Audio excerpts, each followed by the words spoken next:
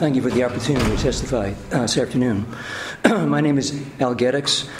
I'm an environmental sociologist and professor emeritus of sociology at the University of Wisconsin-La Crosse. I've written extensively about environmental conflict between native peoples and multinational mining and oil corporations. I'm also the executive secretary of the Wisconsin Resources Protection Council, a statewide environmental organization.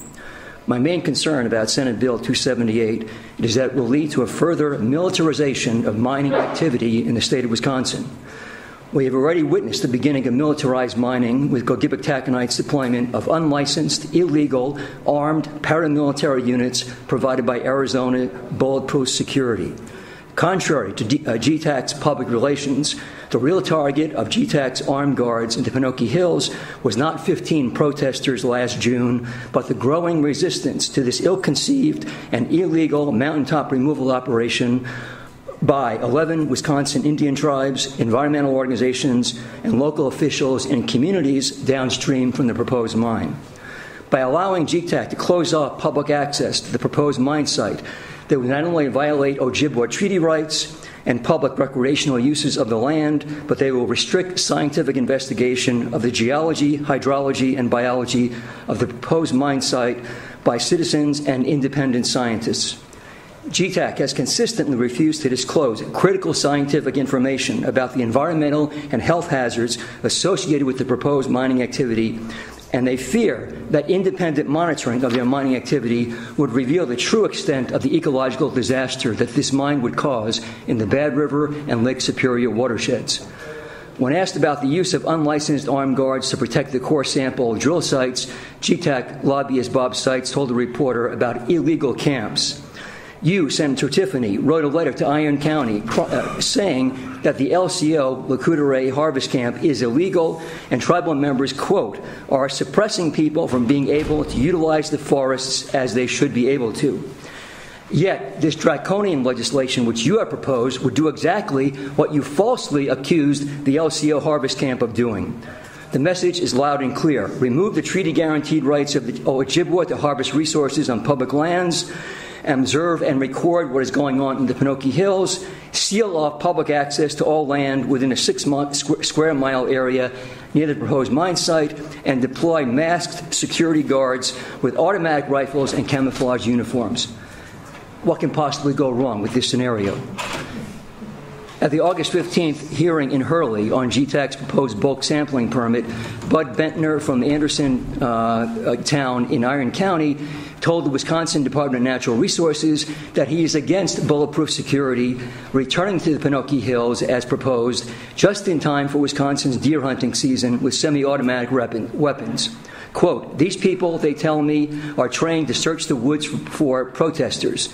What we're asking is put a stop to this before somebody gets killed or hurt, unquote.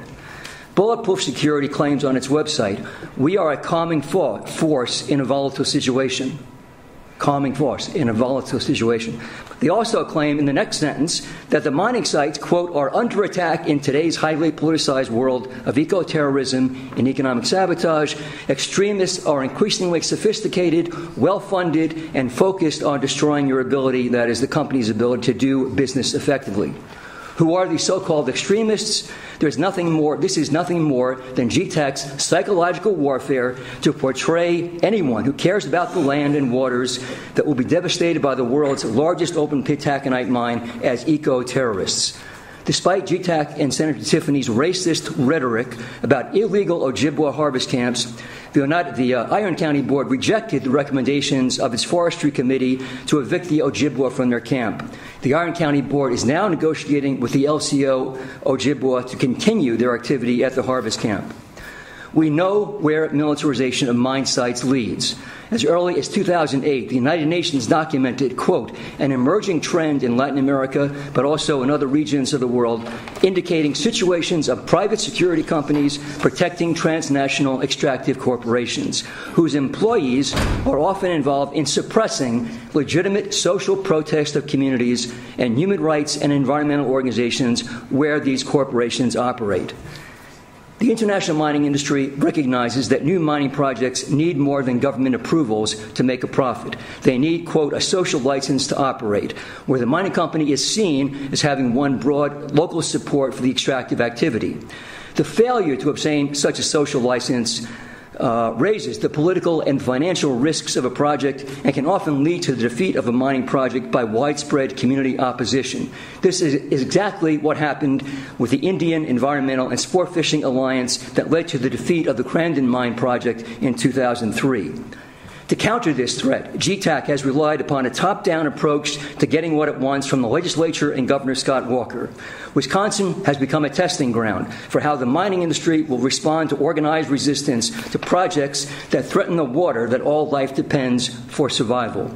This top-down approach has failed to learn the lessons of the Crandon defeat.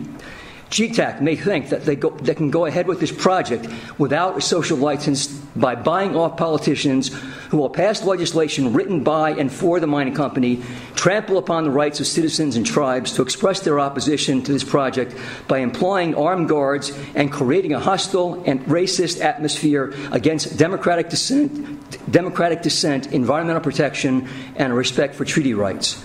Militarizing mining sites is not a solution or a substitute for a social license to operate. It is part of the problem.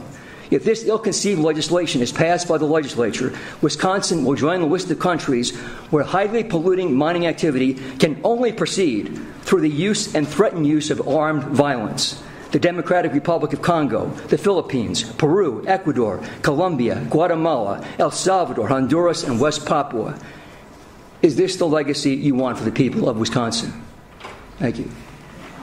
Mr. Gedicks, what do you do? You teach at UW La Crosse? I'm an emeritus professor. I work retired. Okay. So you don't teach anymore? No. And you're described as an environmental sociologist? Yes. Okay. Any questions for Mr. Gedicks? Thank you for your testimony.